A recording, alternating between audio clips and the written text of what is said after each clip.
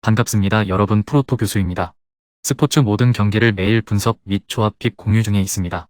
영상에 공개되지 않는 정보들도 정보방에 입장하시면 확인하실 수 있으니 참여를 희망하시는 분들은 영상 하단 고정 링크를 통해서 아무 조건 없이 자유롭게 참여가 가능하니 많은 참여 부탁드리겠습니다. 첫 번째 경기는 에인트호벤 대 고 어헤드 한번 살펴보겠습니다. 아인트호벤은 엠맨에게 충격적인 0대1 패배를 당했습니다. 원정에서 실리적인 운영을 하는 팀에게 덜미를 잡혔던 징크스가 또 아인트호벤을 괴롭히고 말았는데, 물론 주니오르의 전반 퇴장이 있었기는 했지만 2위 자리를 알크마르에게 빼앗긴 것도 뼈아프죠.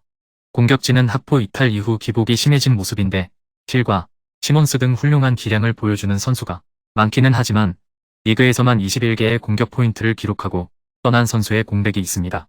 유일하게 남은 노.9 자원인 루크데움도 부상에 시달리고 있어 당장 최전방 자원을 누구로 세워야 할지 고민일 것. 틸과 시몬스가 최전방 공격수로 뛴 경험이 없지는 않은데 이 두 선수 모두 정통 스트라이커라기보다는 이선 성향이 강한 타입입니다.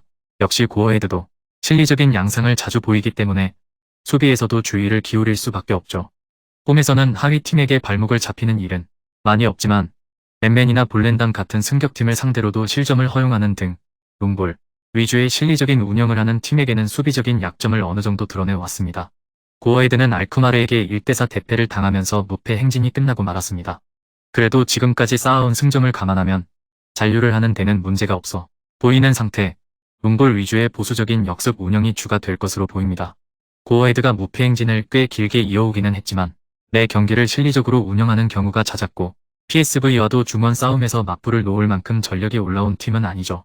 그래도 아데카네 등 공격진의 효율이 상당히 좋은 편이고 앞서 언급한 대로 아인트호벤도 실리적인 운영을 하는 팀에게는 약점을 어느 정도 드러낸 바 있어 무기력한 모습으로 일관하지는 않을 듯합니다. 다만 실리적인 운영을 하고 있음에도 실점 수치는 나쁜 편, 공격적으로 나서는 팀에게는 약한 모습을 보여준 바 있었는데 올 시즌 3위 이상의 팀을 상대로 했던 4경기에서 모두 멀티 실점을 허용하고 패했습니다. 원정에서 10실점으로 홈에 비해 실점이 절반으로 줄기는 하지만 원정에서는 아직 페에노르트와 아인트호벤 등 강호들을 아직 만나지 않았기 때문에 어느 정도 허수가 있습니다. 고어헤드가 올 시즌 상위 전력을 상대로는 수비가 무너지면서 약세인 모습을 보여준 바 있는 상태, 지난 경기에서도 강호 알크마르에게 사고를 허용하면서 전력 차이가 아직까지는 크다는 것만 입증하고 말았습니다. 물론 아인트호벤도 학포 이후의 공격 기복이 심해진 상황이고 실리적인 운영을 추구하는 팀에게는 실점이 제법 나오는 양상을 보인 바 있는 상태, 핸디캡보다는 오버를 겸하는 것이 좋은 선택이 될 것입니다.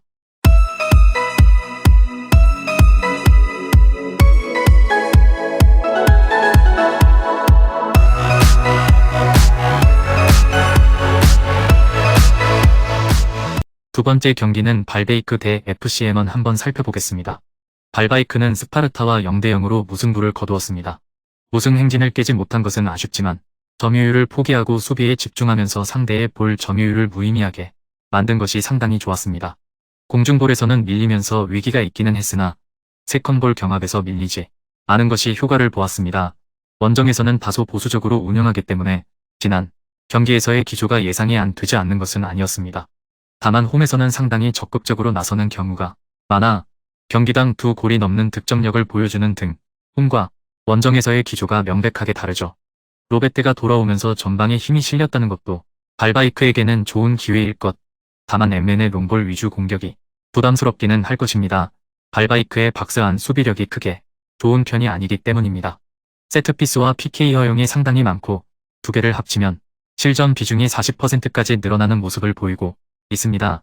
물론 지난 경기에서 공격 효율이 상당히 좋은 스파르타를 무실점으로 막아냈고 엠맨의 공격 효율성은 스파르타와는 달리 낮은 수준이라는 것은 감안해야 할 것입니다.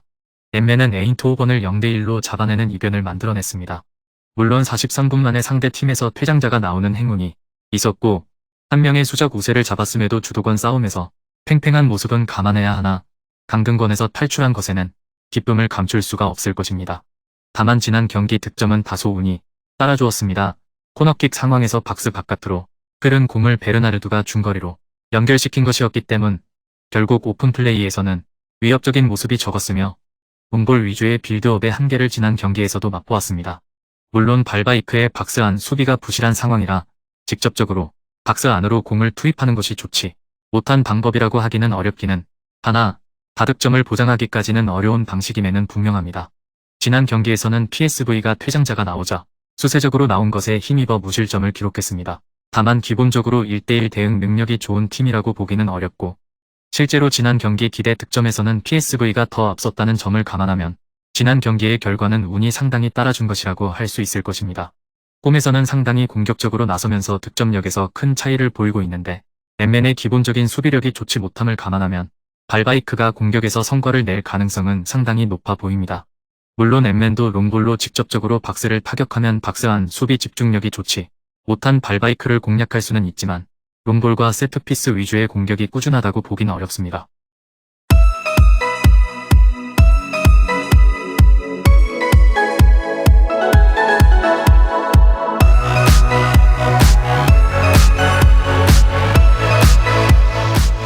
마지막 세 번째 경기는 네이메헨 대 로테르담 한번 살펴보겠습니다. 네이메어는 페에노르트를 넘지 못하고 무패 행진을 마무리하고 말았습니다. 수비에 어느 정도 일가견이 있는 팀이기는 하나 경기 주도권을 페에노르트에게 완전히 넘겨준 상황에서 네이메언이 할 수 있는 것은 크게 없었습니다. 일단 홈에서는 원정 대비 2배 이상 득점이 많아진다는 점에 주목해볼 필요는 있습니다. 홈에서는 제법 공격적으로 나서면서 상대 진영에서 머무르는 시간이 늘어나기 때문이죠. 다만 오픈 플레이에서의 정교함보다는 데드볼 상황에서 득점하는 경우가 많은 유형이라 득점력을 쉽게 보장할 수 있는 팀은 아니며 네이메언의 장점은 버티기입니다. 홈에서는 고어헤드에게 3대3으로 비긴 경기를 제외하면 멀티 실점을 허용하지 않고 있습니다. 블로킹과 태클 등 선수들의 신체적인 능력을 살리면서 빌드업은 다소 자유롭게 허용하더라도 결정적인 찬스를 억제하는 타입입니다. 스파르타 로테르담은 발바이크와 무기력하게 0대0으로 비긴 것이 마지막 경기 내용입니다. 주도권을 잡고 지속적으로 상대를 몰아쳤으나 공격에서 날카로운 모습을 보여주지 못하고 효율이 떨어지는 모습을 보이고 말았습니다. 올 시즌 공격진의 결정력이 좋기는 하나 롱볼 양상의 경기를 주로 합니다는 점에서 큰 팀의 변화점은 없는 상태죠. 올 시즌 공중볼 경합 성공률에서 1위를 달리는 등 롱볼 위주의 상황에서는 상당한 강점을 보이는 상태.